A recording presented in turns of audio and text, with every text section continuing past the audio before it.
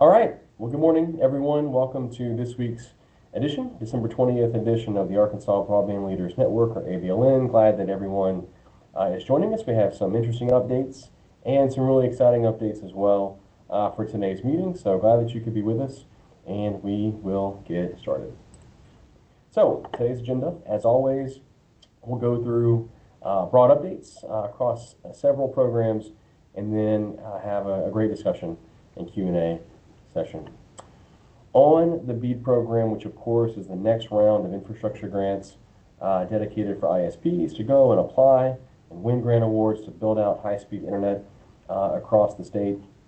Here's our tentative round one and round two timelines. So round one, okay, is set to start on Tuesday, January 7th at 12 p.m. We're just a couple of weeks away now. Finally getting to this point. We're really excited. You should be too. So again, the round one application window will last for 2 weeks. So from January 7th through January 21st. We'll then have an application evaluation window where we have to go back and score all the applications we received, evaluate them, and so forth. So that's going to be a minimum of 3 weeks. It could be longer depending upon the volume of applications that we get, but a minimum of 3 weeks from January 22 to February 12th. Then we would start round two. So a second round of a grant application window there. So at the earliest would start February 13th through February 27th, another 2-week window. And then we'd have the round two evaluation window where we go and score applications and evaluate them and so forth. Again, depends on the number of applications we receive. Okay, and so a little bit TBD there, but what you can see is playing out here is round one, January, round two, February, and then some evaluation takes place. And then we have to go into negotiations with ISPs, right? Because there's some locations around the state that may have not gotten an application in round one or round two, or the applications that came in were so incredibly expensive that we need to go do some talks about it. So we'll have round one, round two, negotiations, and then hopefully be able to wrap up and package up all of the awards across the entire state, all 84,000 locations, send that off to NTIA for approval, hopefully by June. That's our goal there. As far as ISP pre-registration, ISP is getting involved in this process, getting ready to compete and apply in Arkansas's BEAD program. Pre-registration for the internet service providers for the BEAD program will close a week from today. So Friday, December 27th, 6 p.m., pre-registration for the ISPs will close. All of the ISPs to date that have pre-registered in this process, that list is available on the Arkansas BEAD webpage. It's linked here for you. So as of this morning, okay, we have 45 pre-registered ISPs that are getting ready to compete in this process. That's a fantastic number. Everyone should be excited about that. We have 3 additional providers that are still in process, and we'll see if we can get them across the finish line. The list of 45 pre-registered ISPs getting ready to take part in this process are listed for you. Since our call 2 weeks ago, we've added 3. We were at 42 last time. We're at 45 now. Since 2 weeks ago, we've added Conway Corporation, Mountain View Telephone, and Uplink LLC. So look, this is a really exciting number here. Some of the previous states, we just got off a call with Nevada to walk through with their office, kind of their process. They had, I think, pre-registration numbers in the 20s. Louisiana had a pre-registration number in the 30s. So the fact that we're in the mid-40s now is a really, really good sign. Everyone should be excited because that means we're going to have great competition. And ultimately for the state, we should have a great result. So everyone excited there. All right, we're going to throw it over to Cam this morning, Digital Opportunity Manager. Kamal Gomez on our team with some really, really great news around the Digital Equity Capacity Grant Program. So at this point, I'll hand it over to Cam.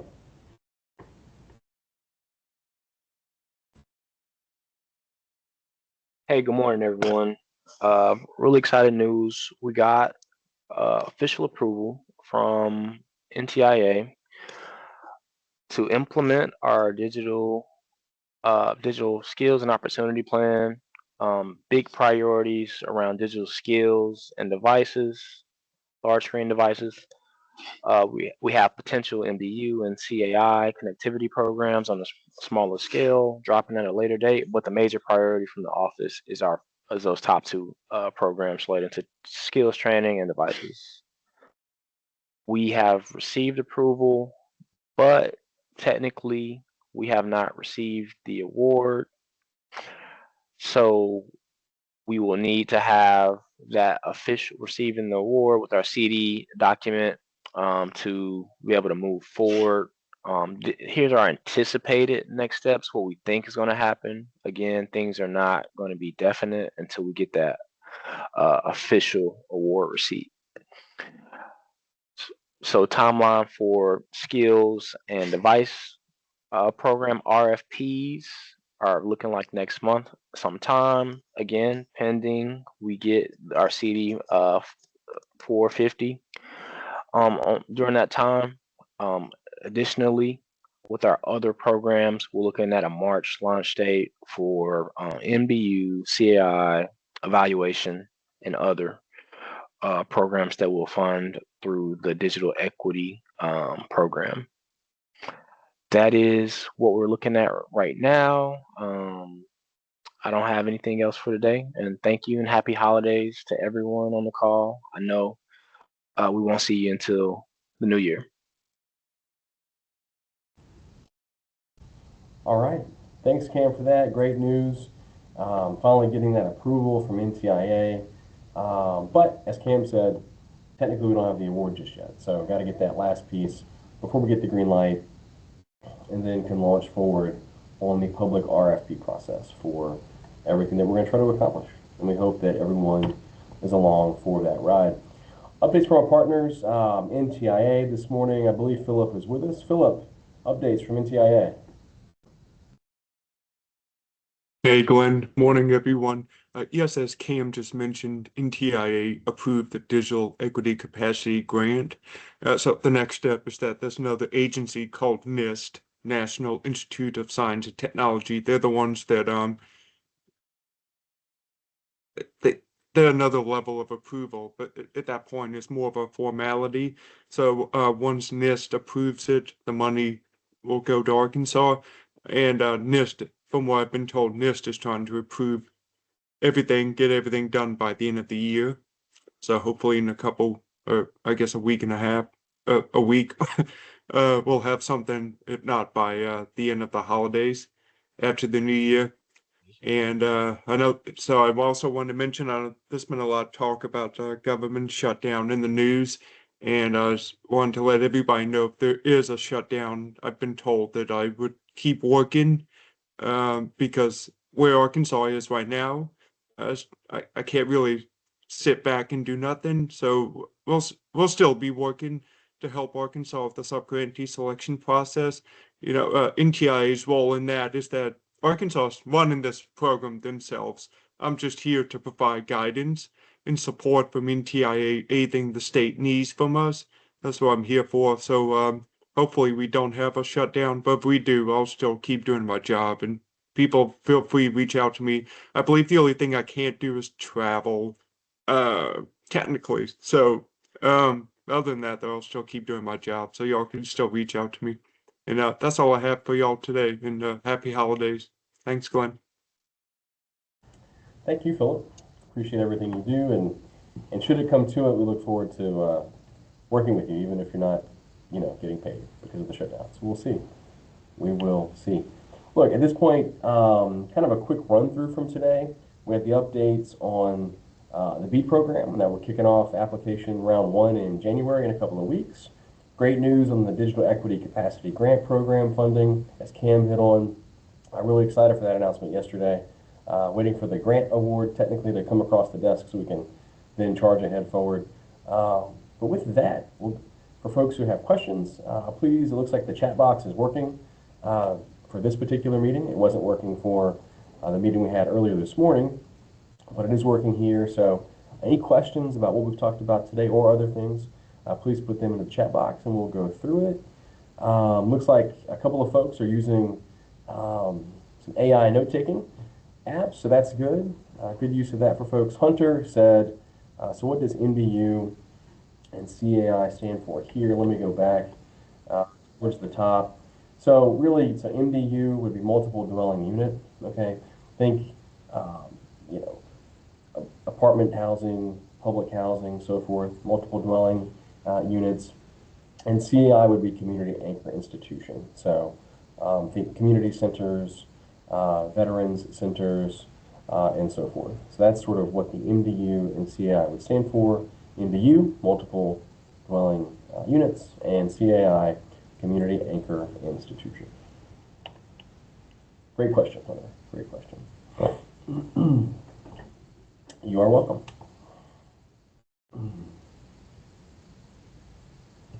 Let's see.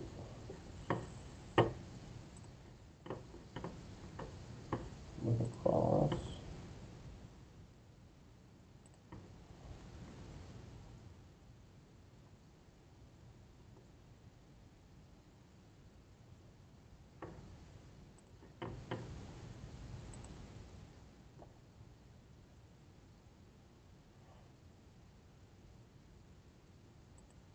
All right, could be a quiet day and a short day. That's okay. We will give it just another minute or two in case anyone's typing out any long questions this morning.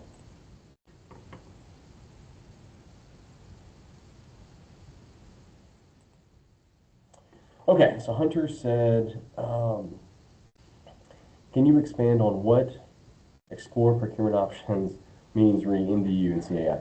Yeah, Hunter. So look, I think there's a large question around cost in these things, right? We received in this first bucket, well, technically we haven't received it yet. The allocation, the award will be about 10.1 million. I think every state is receiving less than they expected through this particular capacity grant program. And so because we have less funding, we're going to have to make sure that we can accomplish what we want to accomplish, and we have to tweak some things. And we may have to change some things depending upon what we project out as things will cost, okay? So when we talk about exploring sort of procurement options around potential MDU and CAI programs, really it's, what do we think that we can accomplish with the funding that we have kind of allocated for it? And it may not be, as many locations as we think or we thought, because we have a lower dollar amount than we were expecting. So we got to go look at that a little bit, project out, see what we think we can afford to do with the money that we have, and then explore those options. Okay, so that's kind of what we're talking about there. Let's see, Tamika said, just for clarification, the anticipated award and forthcoming RFPs will target the development of programs building digital skills. Yeah, Tamika, look, the top two focuses for the digital skills and opportunity plan, digital skills training, and digital devices. That's sort of that's the main top two priorities for the office. Again, there are some other smaller scale things that we hope to accomplish through MDUs and CAIs, and a handful of other things. But the bulk of what we want to do, we think you get the most bang for your buck and have the most impact for Arkansas through digital skills and digital devices. Okay, and so with that, on digital skills, look, we're going to look for a statewide effort. Okay, we want, and this will all be within the RFP once it's released. We're going to want at least one physical location for digital skills training in every county. Obviously, counties that have larger populations are going to need more than one location for digital skills training potentially, and there needs to be an online component. If you go back and look at some of the survey work that was done in Arkansas over the last couple of years, and this doesn't get mentioned enough, only 1 in 10, or 10% of Arkansans through the surveys indicated that they would even be interested in going to an in-person digital skills training class. Okay, so if we think about that, the fact that only 1 in 10, or 10% of the general population would be interested in attending a digital skills training class, we have to have some online options. And so that's going to be a component as well. So both in-person and online, you can look for that. But that's going to be the takeaway. It has to be a statewide effort. We're not going to leave any county out of this. Every county, we look, statewide, there's about 300,000, our team would estimate, using some stats, there's about 300,000 Arkansans, and some of you have heard this before, 300,000 Arkansans in the traditional working age bracket of 18 to 64 that lack basic digital skills, okay? So we have a lot of work to do. That number is representative of all 75 counties. We're not leaving anybody out. So again, in short, the RFP around digital skills training is going to want a statewide effort there, okay? Jeff, who will be eligible for the capacity grant? Yeah, Jeff, great question. That's something that our team, look, NTIA has put out some guidance around entities that are eligible to be sub-recipients in this program. We're asking for clarification on that. We have some questions around what they've put out, and so we're asking for clarification. In short, right, the current list is what you would think. Government, state agencies, nonprofit organizations, there's a whole list of folks, and we can work to get those documents out to everyone. Before we put out official guidance on that, and before we release these RFPs, we'll have it confirmed and we'll put that out for folks. But it's a great question, and we're still working to confirm the list of eligible entities that can apply for these programs. Let's see. Additional artificial intelligence note-taking, which is good. Love to see that. Let's see. Danny is letting everyone know. Did everyone notice the FCC, or Federal Communications Commission, has released their updated service map? Let's see. It appears accurate for locations they checked in Nevada County as of June 30th. So he linked the new FCC map so folks can go and look at that. Again, as far as the BEAD program and locations that are eligible in the BEAD program, that's all based upon the approved lists that NTIA has officially signed off on for the state of Arkansas and for our team. And so for our providers, at least, they need to be utilizing the location listings that we have on our website, on the Arkansas BEAD webpage. But Danny, great resource. Glad you linked it for everyone in the chat. Akili, can you repeat the stats for Arkansas citizens needing digital skills training? Yeah, so if you look at the traditional working age bracket of 18 to 64, okay, just that bracket, so no one younger than 18, no one older than 64, just 18 to 64, our office would estimate about 300,000 Arkansans in that working age bracket may lack basic digital skills. What does that mean? Well, and I've used this illustration in some of the meetings. That does not mean coding or creating websites, okay? Basic digital skills like taking a mouse, going to Google, applying for a job, okay? Basic digital skills. So if you think about, I think this was in the release yesterday. If we think about what it takes to have economic development in the state, small business growth, especially in our smaller rural communities, okay, and even in our urban centers, to be honest, and to be frank, and quality of life for people, the fact that we think there's about 300,000 Arkansans just in that working age bracket of 18 to 64 that need digital skills help, we got a lot of work to do, okay? So that's the stat. We think it's close. And we're glad that we have that number. We actually have an estimation of every county as well. And not every state has been able to get that sort of detailed and fine line item for every county. We have it.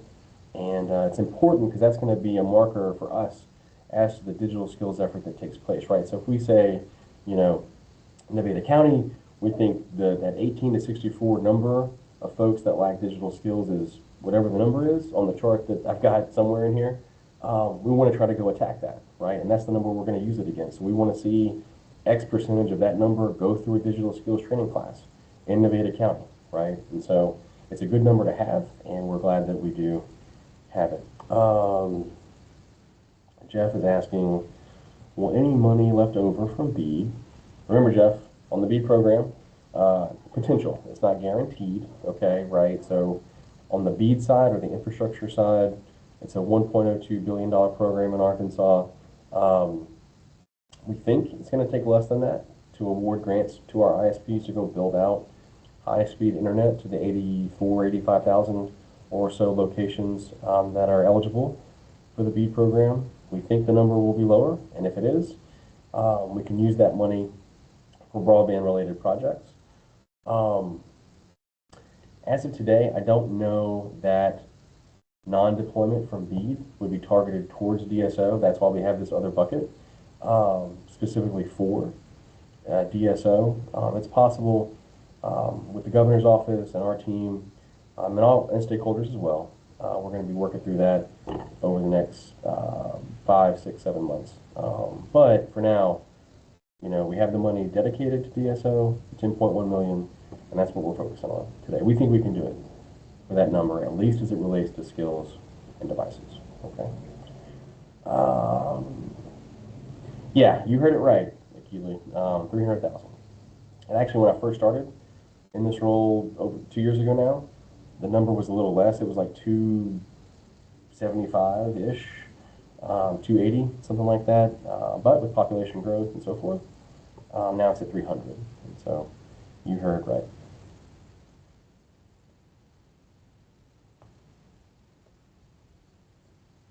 Okay, we'll sit tight for just a second.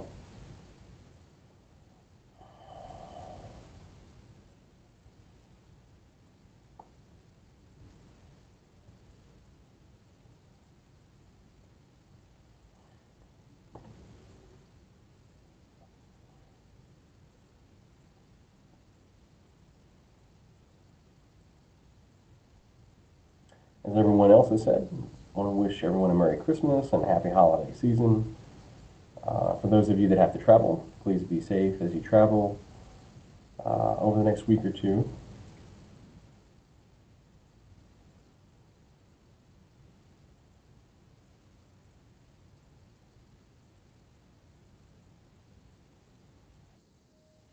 Let's see.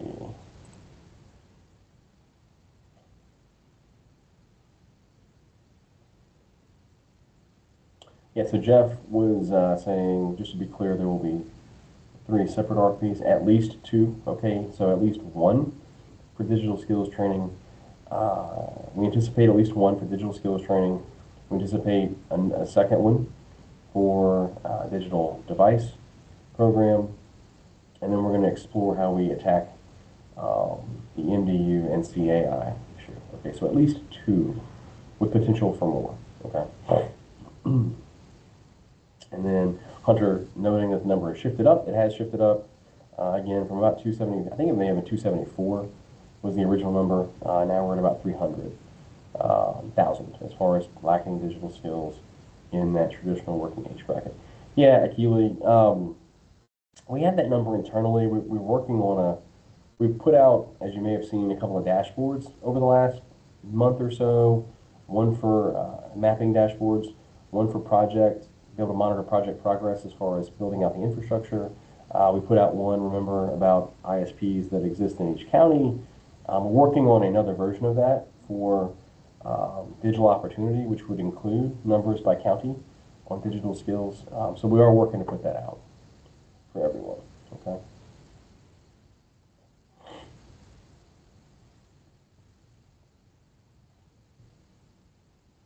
You're welcome.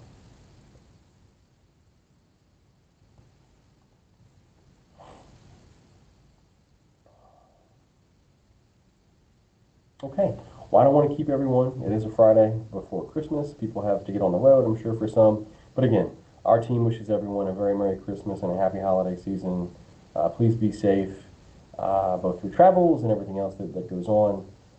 We look forward to seeing everyone in the new year. So until then, be safe.